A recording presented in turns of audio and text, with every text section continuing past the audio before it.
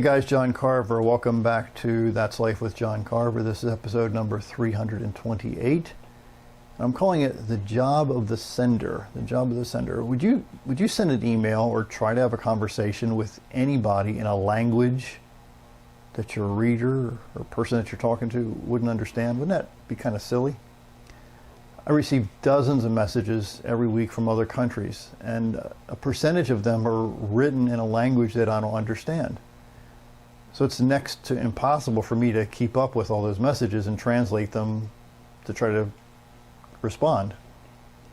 So I've learned in my career early on that it's up to the sender of the message to deliver a message, whatever that message is, in an understandable way to people who receive the message. So let me explain. If I'm having a conversation with somebody who speaks French and I don't understand French, then it's really no use to continue the conversation unless translation is rendered. This extends to people sometimes who speak the same language. So what if we're in a conversation with people that are talking in visual words, like I see what you're talking about, or once I was able to see the situation. They're using words that are visual related, and I'm using words that are auditory, or how people think. I'm not going to communicate. So the wise person listens very carefully to how somebody is speaking, and then you can respond in a way that bridges the gap that may be extended at that time when you're trying to have that conversation. So some people use hand gestures. Well, if you want to communicate and connect with them sooner, maybe you should introduce hand gestures into your conversations.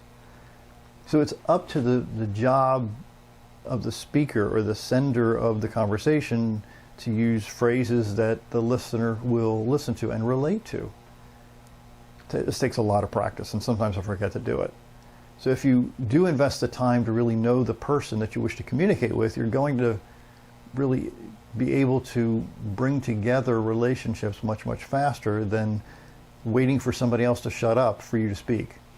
How many times that happened to you? You're just waiting for somebody else to shut up for you to talk.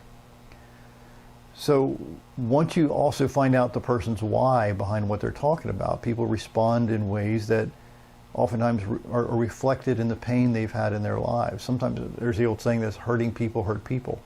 Again, hurting people hurt people. So when you understand other people's communication techniques, then you can mirror them back to them and reduce the tension in the conversation. So one author said, seek first to understand, then be understood. So again, seek first to understand, then be understood. That was by the late Stephen Covey.